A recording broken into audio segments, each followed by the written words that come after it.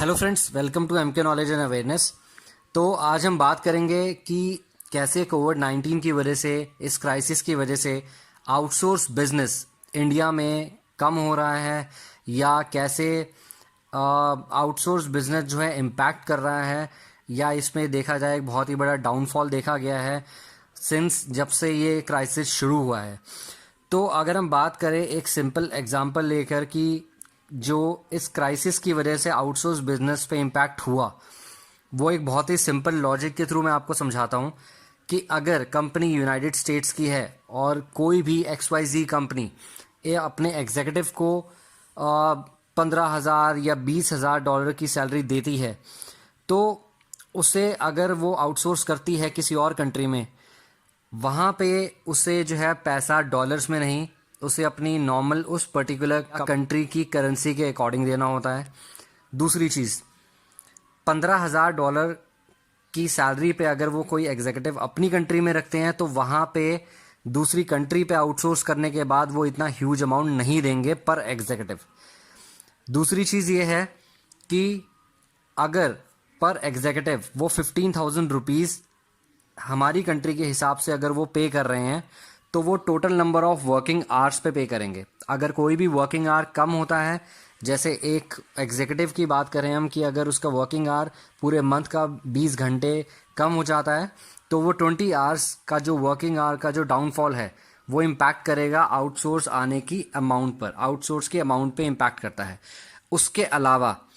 अगर हम बात करें ट्रैवल बिजनेस के बारे में, तो ट्रैवल बिजनेस इस टाइम पे सबसे ज़्यादा इम्पैक्ट जो है झेल रहा है, क्योंकि बहुत सारी कंपनीज हैं जिन्होंने बहुत सारी एयरलाइंस का या बहुत सारी ट्रैवल एजेंसीज का आउटसोर्स अपने पास ले रखा है। लेकिन अब करंट सिचुएशन ऐसी है कि वो कंपनीज या वो एयरलाइन कंपनीज जो हैं वो उस बिजनेस पे प्रॉफिट नहीं निकाल पा रही है। इसका सबसे बड़ा रीज़न ये है कि इंटरनेशनल बॉर्डर्स जो हैं वो ओपन नहीं हैं, और फ़्लाइट बुकिंग्स अगर वो कर रहे हैं या पैसेंजर कोई फ़्लाइट बुकिंग कर रहा है,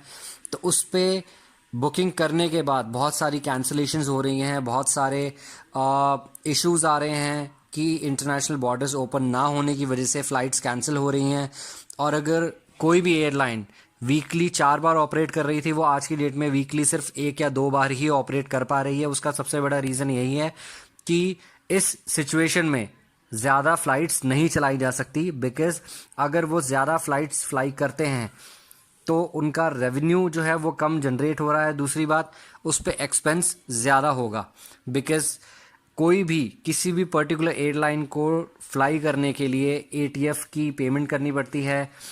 और एयरलाइंस जो एयरक्राफ्ट ले रही है उसकी पेमेंट्स करनी पड़ती हैं। बहुत सारी एयरलाइन कंपनी ने रेंट पे प्लेन्स लिए हैं, उसकी पेमेंट करनी पड़ती है। उसके अलावा इंजीनियर्स हैं जो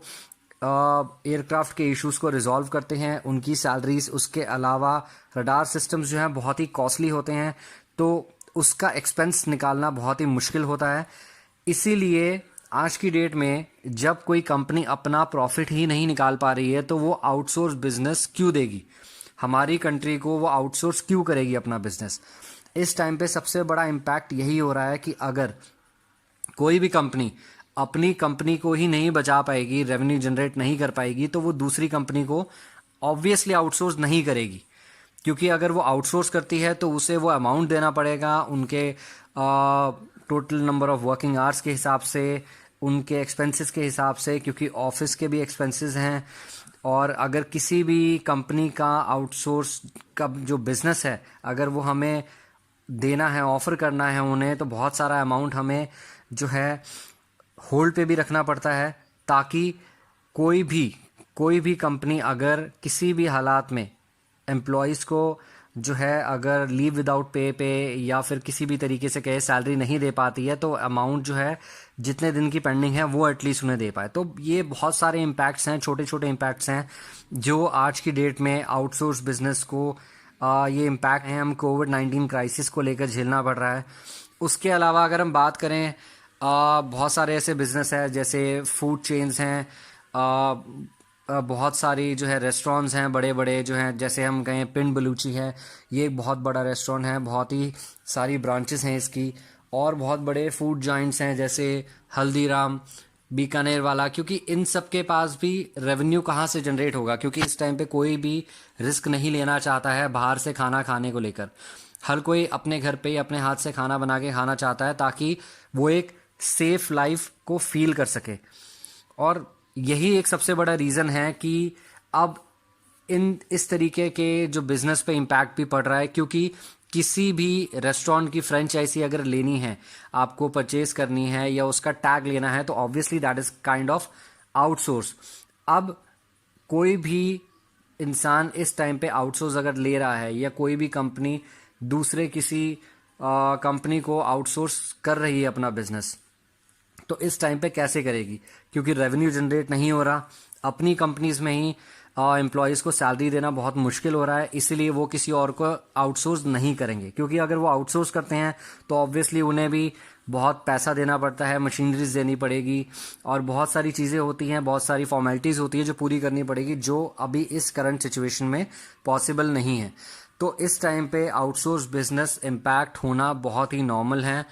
और ऐसा नहीं है कि इस टाइम पे आउटसोर्स बिजनेस जो है वो इम्पैक्ट कर रहा है तो आगे ये दोबारा राइज नहीं करेगा। Obviously it's just a matter of 2 to 3 months, ये बिजनेस वापस हमारे पास आएंगे, क्योंकि सिचुएशन धीरे धीरे नॉर्मल होने लगी है कई कंट्रीज़ में, और इस सिचुएशन जो है नॉर्मल होते ही हमारे पास वापस ये बिजनेस आएगा। तो फ्रेंड्स, आप परेशान ना होइए या don't worry about it this particular situation, because क्योंकि ऐसे पहले भी बहुत बार बहुत सारे बिजनेस को इम्पैक्ट झेलना पड़ा है इकोनॉमिक क्राइसिस के टाइम पर, लाइक 2008 में, और उससे पहले इंडिया में 1991 में इकोनॉमिक क्राइसिस आया था, उससे पहले 1929 में भी आया था। तो ऐसे इकोनॉमिक क्राइसिस में भी ये सब आउटसोर्स बिजनेस जो हैं रैम डाउन हुए हैं, वो सब इश्यूज आए हैं, लेकिन वो कुछ टाइम में रिजॉल्व हो गए थे। तो आई होप मैं यही प्रे करूँगा कि इस तरीके के जो इश्यूज़ आ रहे हैं वो जल्दी रिजॉल्व हो, ताकि हम सब अपनी नॉर्मल जो है रूटीन पे, नॉर्मल जॉब्स पे जा सकें और नॉर्मल अपने डेली बेसिस के काम कर सकें। तो फ्रेंड्स, आई होप आपको ये वीडियो पसंद आया होगा, जो मैंने आपको छोटी सी इन्फॉर्मेशन दी है आउटसोर्स बिजनेस के बारे में।